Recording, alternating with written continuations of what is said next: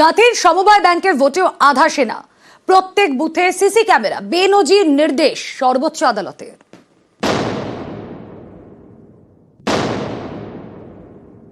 Supreme court বুঝে গেছে এই বাংলাতে গণতান্ত্রিক পদ্ধতিতে নির্বাচন হয় না। কেন্দ্রীয় বাহিনী টাইনি যেখানেই থাকুক জিতবে কারা?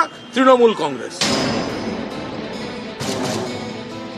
কন্টাই কোঅপারেটিভ ব্যাংক পূর্ব ভারতের অন্যতম বড় সমবায় ব্যাংক। 3 বছরের বেশি সময় ধরে এই ব্যাংকের কোনো পরিচালন সমিতি নেই। ব্যাংক চলছে স্পেশাল অফিসার নিয়োগ করে। পরিচালন সমিতি গঠনের জন্য ভোটের দাবিতে কলকাতা হাইকোর্টে মামলা হয়। অনেক টানাপোড়েনের পর ভোটের দিন ঠিক হয়েছে আগামী 15ই ডিসেম্বর। ওই দিন কন্টাই কোঅপারেটিভ ব্যাংকের পরিচালন সমিতির 108টি আসনে ভোট। কিন্তু 15ই ডিসেম্বর সর্বভারতীয় পরীক্ষা রয়েছে, তাই ভোটের জন্য কাঁথির অনেক স্কুলই পাওয়া যাচ্ছে না। শেষমেশ কয়েকটি ভোট কেন্দ্র পরিবর্তন করা হয়। এই সিদ্ধান্তকে চ্যালেঞ্জ করে সুপ্রিম কোর্টে মামলা হয়। ভোটারদের অসুবিধা হবে বলে আদালতে আশঙ্কা প্রকাশ করা হয়।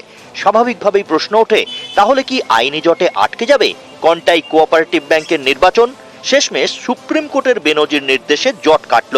15ই ডিসেম্বরই হবে কন্টাই কোঅপারেটিভ ব্যাংকের ভোট। এদিন দুপক্ষের সওয়াল জবাব শেষে সুপ্রিম কোর্ট নির্দেশ দেয়, পরিবর্তিত ভোট গ্রহণ কেন্দ্রে যাতায়াতের জন্য উপযুক্ত ব্যবস্থা করতে হবে। পরিবর্তিত ভোট গ্রহণ কেন্দ্রে আধা সামরিক বাহিনী মোতায়েন করতে হবে। প্রত্যেক বুথে সিসি ক্যামেরার বন্দোবস্তও করতে হবে।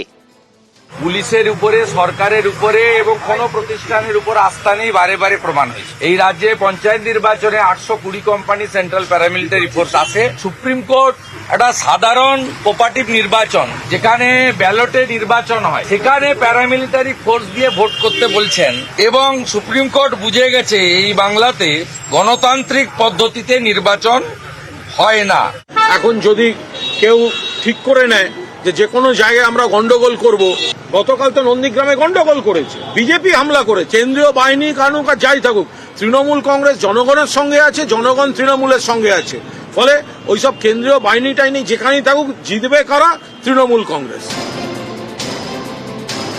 নিউজ 18 বাংলা।